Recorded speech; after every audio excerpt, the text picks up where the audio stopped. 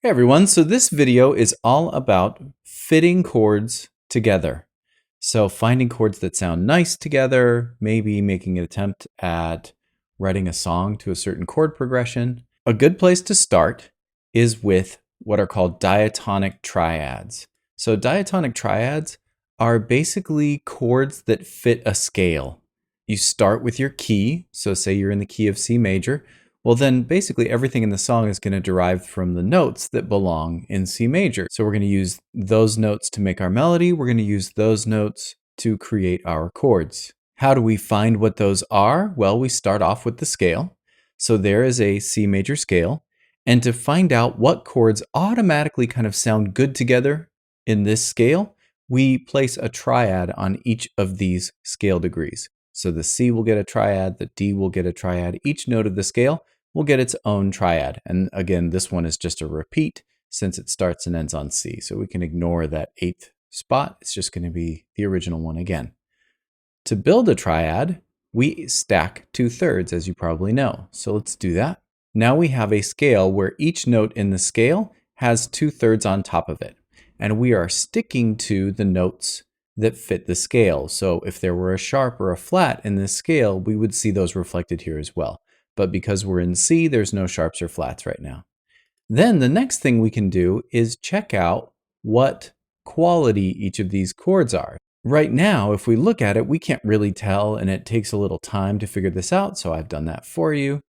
We know that when we have a major chord, it's built from the first, third, and fifth note from its corresponding scale. So we already know how to do the first chord.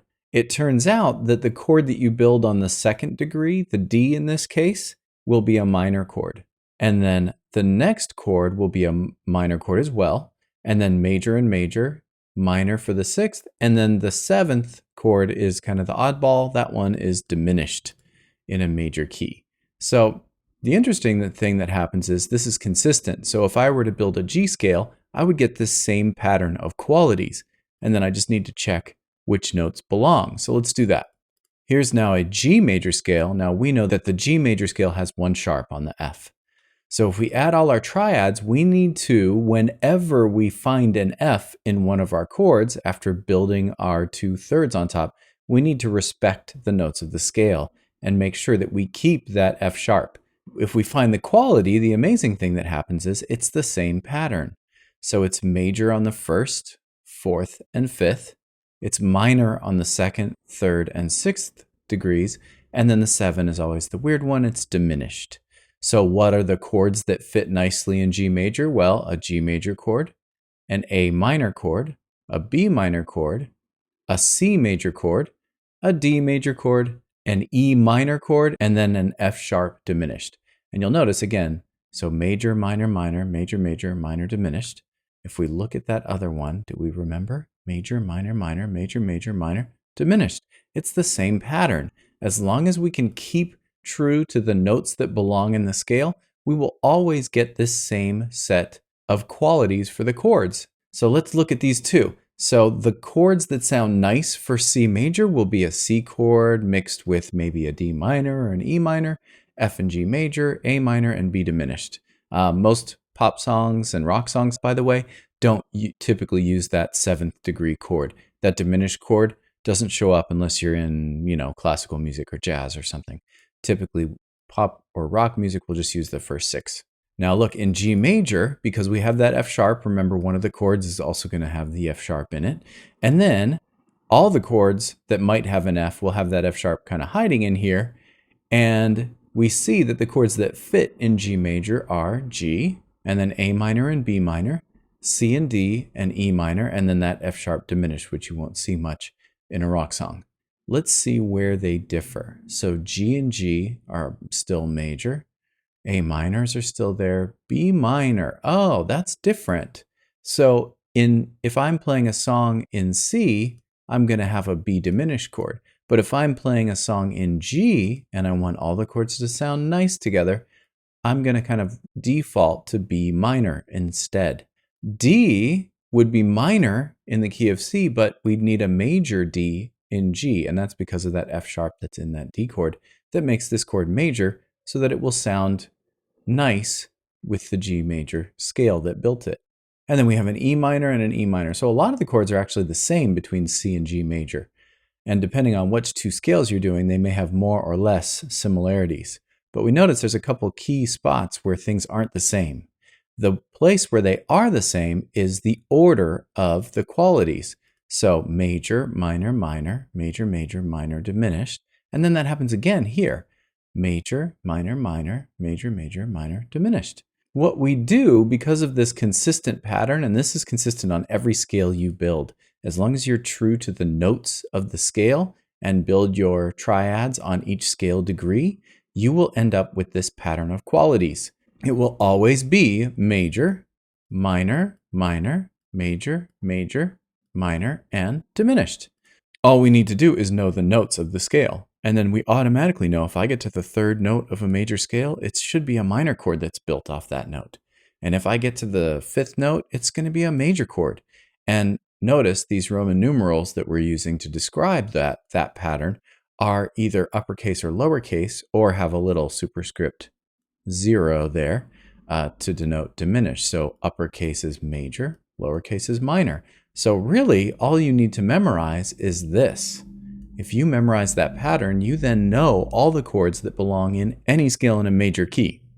Depending on who you're talking to, they might say, hey, this song goes 1, 4, 5 in the key of C, which means what chords are our musicians going to play? They're going to play C, F, and G.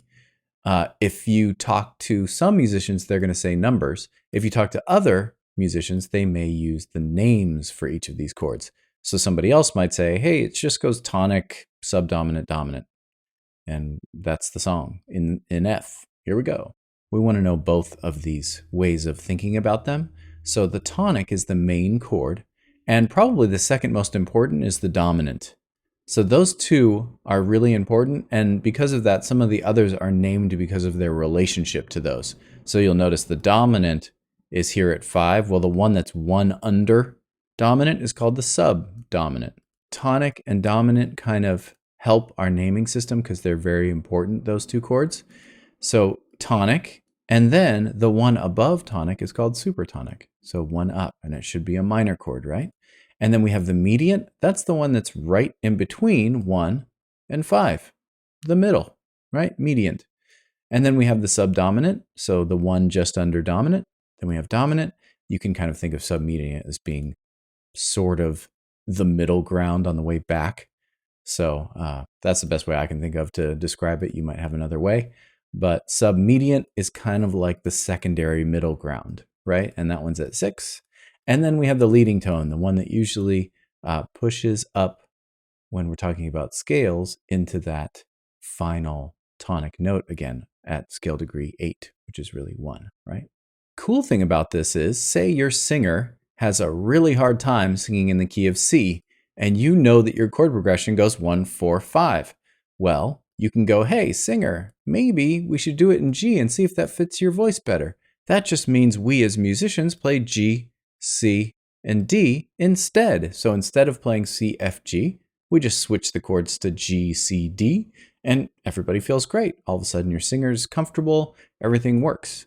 And you can change keys very easily by just doing this. You just find the chord numbers, and then if you know the numbers, you can turn the chord progression into any scale, any bass scale, any key that you want. Cool. So it's great for transposing. That's what that's called when you move one song from one scale, one key, one scale to another. So that's called transposing. Super useful. Now let's look at a couple examples.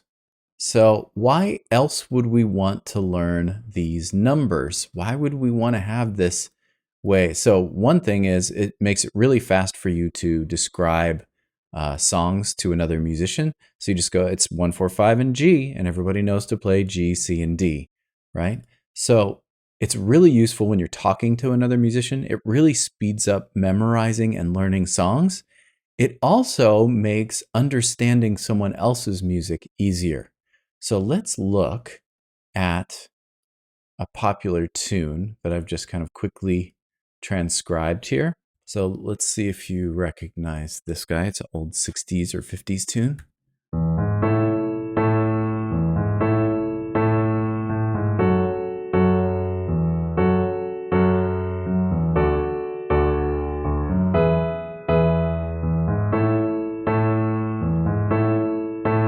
So if you're trying to learn and memorize this song, one of the best things you can do is figure out what the chord numbers are. So we're going to have to do a couple of steps to do that. The first thing is, and one more time, I mean, we can do it with the fantastic ah sound. Here we go, one more time, just in case you didn't recognize it the first time.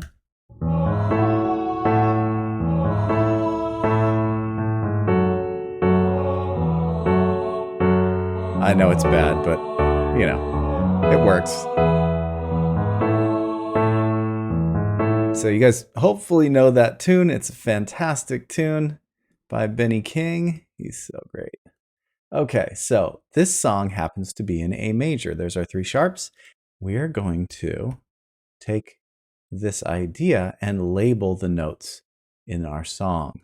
So here's all the chords that belong in A major, right? So the 1 chord is A, the 2 chord is B minor, each of those scale degrees, right? Turned into a chord.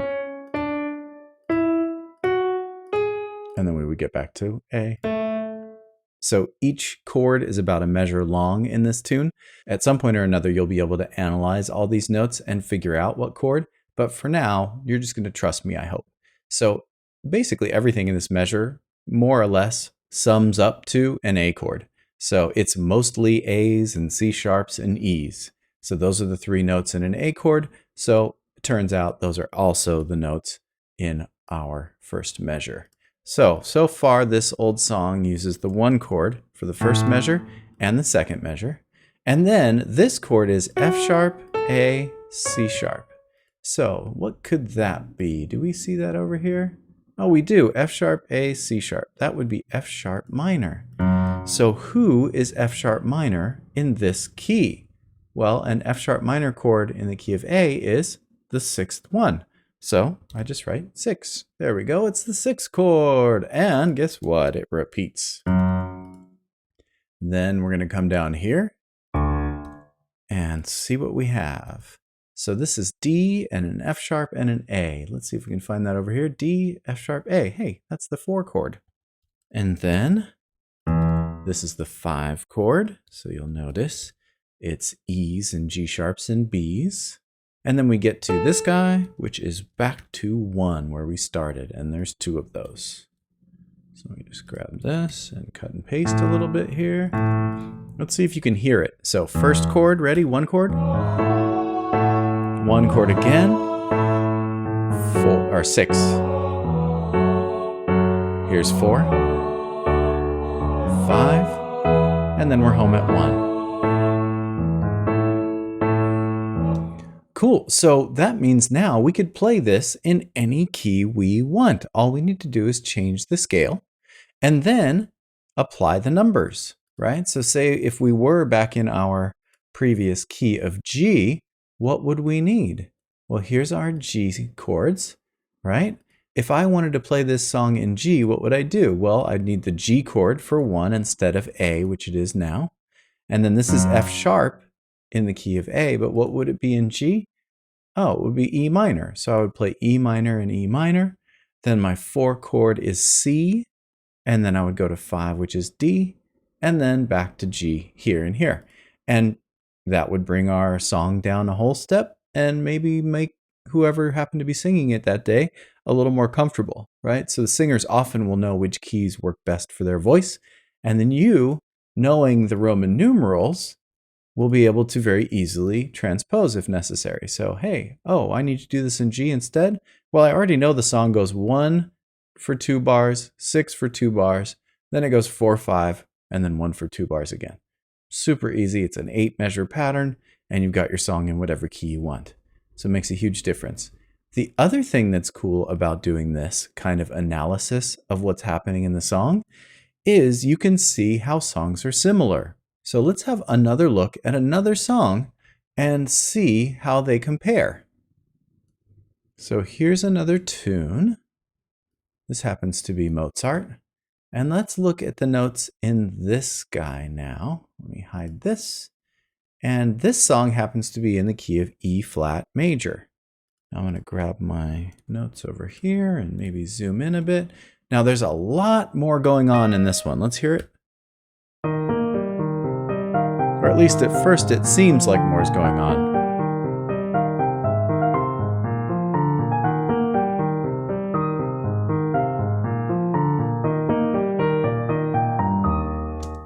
So it seems like a lot's going on, there's lots of movement, but if we look carefully, we'll see that this is just the 3 notes of a single chord, and each of these is.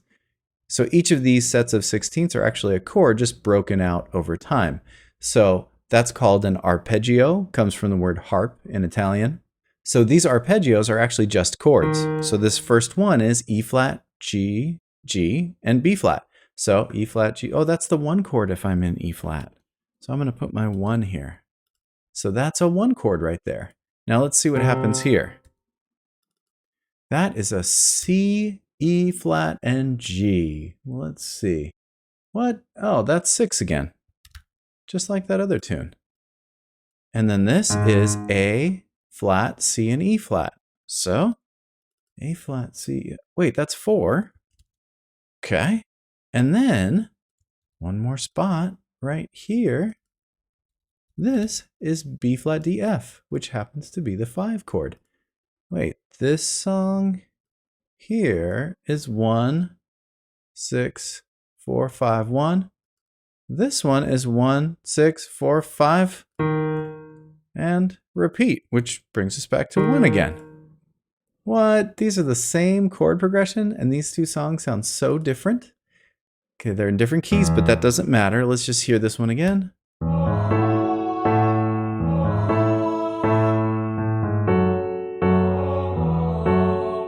So there's our 6, and then 4, 5, 1. And then if we hear that, can we hear the similarity if we just hear the chords? 1, 6, 4, 5. 1, 6, 4, 5. So the real difference is not between which chords we use, because that's actually pretty standard. The differences are everywhere else. The rhythms, the way that we break up the chords, the way that the melody interacts with the chords, all those things are the real icing, the real beauty in the song. The chords can be actually super consistent. And once you know that chords are really consistent like this, then you have this great new superpower to memorize songs, because so many are going to be the exact same 4 chords or 5 chords over and over and over again, much of the time. So this is actually consistent all the way through. I'm sure you can hear it. It's the same 4 chords repeated until the very end right here, where the 1 chord is a little longer. So this thing at the end is just the 1 chord all the way to the end, but everything else is every 4 is actually repeating. So that's the 6. Every 4 chords repeats.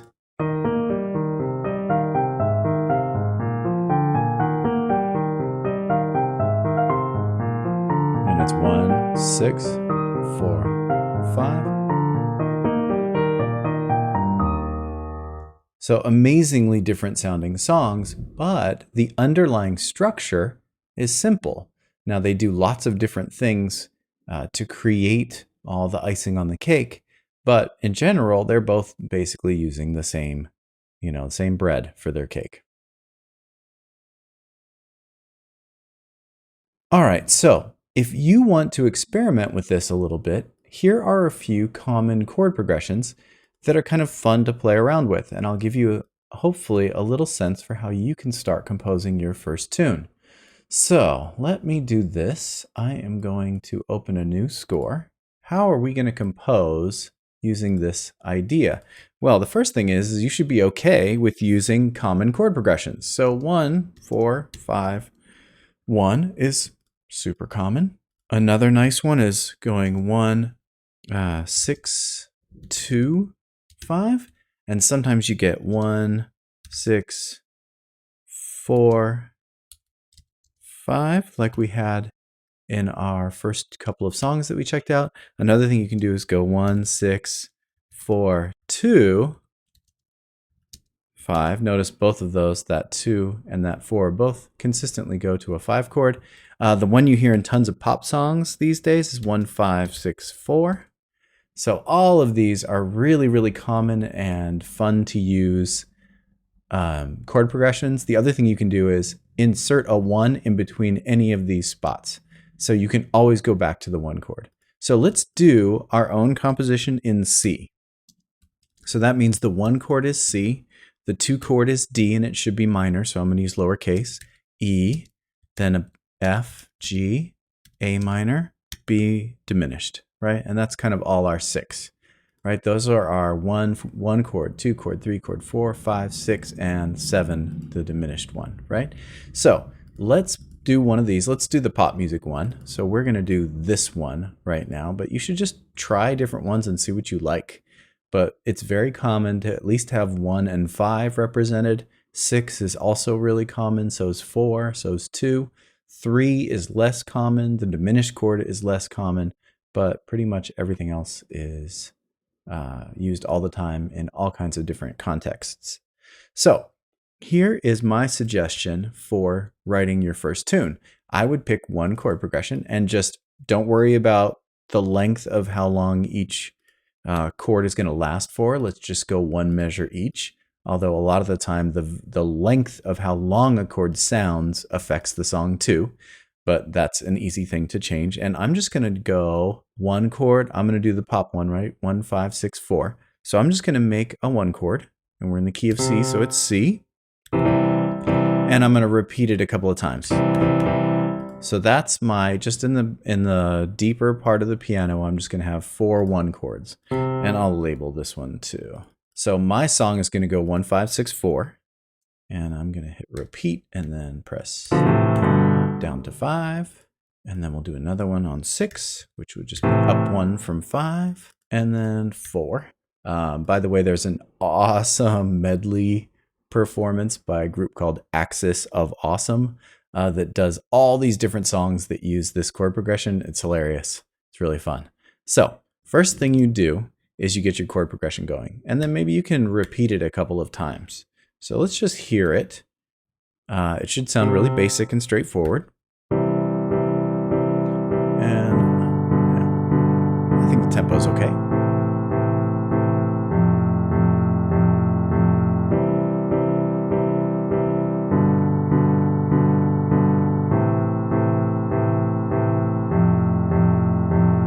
Nice. I think you get the idea. Now, what you can do is trust your intuition, hum things to yourself, try out different notes.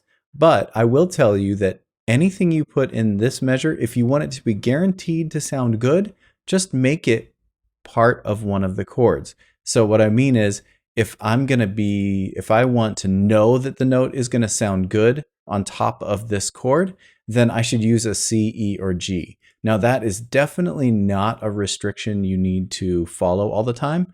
And in fact, I won't do it now, but you are guaranteed for it to sound nice if the notes in the melody up here are part of the chord. And then the melody up here that's above this harmony are part of the chord. So maybe I want to stick around G's and B's and D's in this measure, and I want C's and E's and G's in this one. So let's just start on C, because I know my song's in C. And I'm going to make it a dotted note. And then I'm going to jump down to a G, and then maybe just try a couple other notes in a row.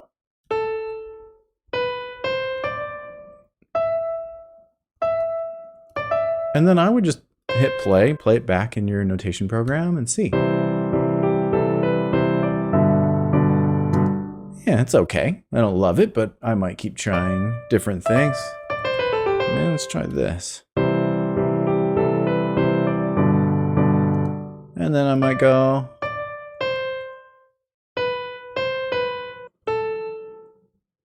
And maybe, let's see what we get. Just playing around.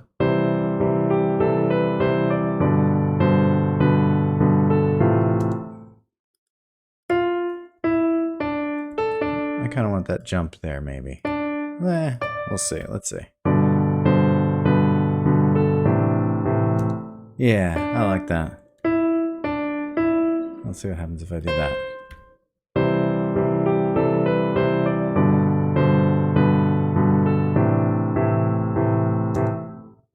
And let's make that a half note. And let's see what happens. Notice most of the notes especially the ones in strong places in the measure, like the midpoint, are part of the chord. So I have a C and a G. Also, the way I'm skipping between notes, I'm trying to stick, for the most part, to notes that are in the chord, just to experiment, but I'm guaranteed that these are going to sound pretty nice because underneath it, I have those two notes, right? And it's a great way to start out, and then you try and break the rules a little bit. But for now, you kind of want to stick to things that belong. So notice the first note is a D, right? And that's in my chord. This is a B that gets held for a long time. That's in a strong place in the rhythm too. Well, that B belongs in my chord. And then I cheat a little bit. I've got a couple of notes that aren't in my chords, but I did it by what my ear wanted to hear, right? So I just chose some notes that I wanted to hear right there because they showed up in my head. And maybe you're humming notes over these, and that's finding your melody that way, which is always a trustworthy way to do things. So trust your intuition, trust what you like, and you can kind of start writing a song this way really easily.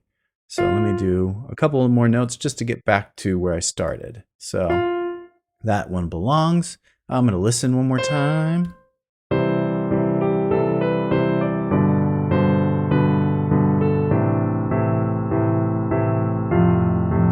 And then I want to keep that rhythm going. And I want another jump, so that we can start over at C, and maybe our next thing is maybe another line of my lyrics and starts off similarly. Maybe we do something similar. Over here, repetition is always good in music, right?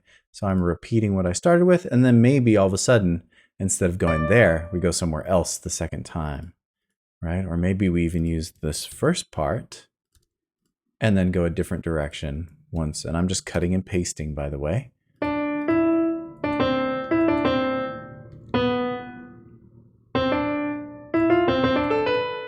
Let's see what happens.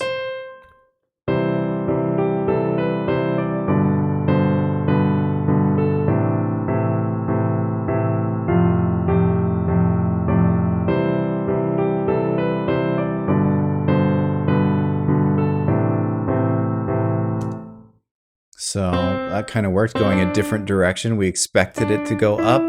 It went down.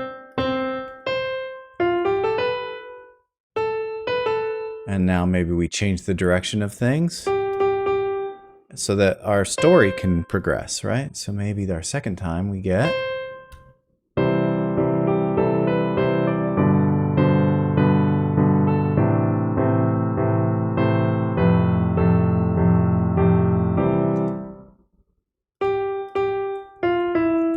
I went there.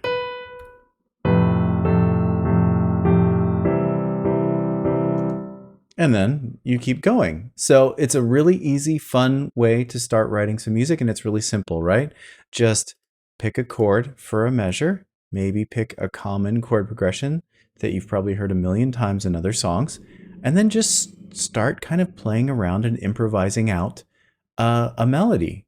And then maybe once you've got your melody, or you hum out a melody and then figure out what you're humming, whatever it is, then maybe add some lyrics, and you're on the road. It's very mathematical when we think about how these different songs function. But in the end, you can do really creative things because you know about that logic. All right, so hopefully that's fun, and good luck, and I'll see you in the next one.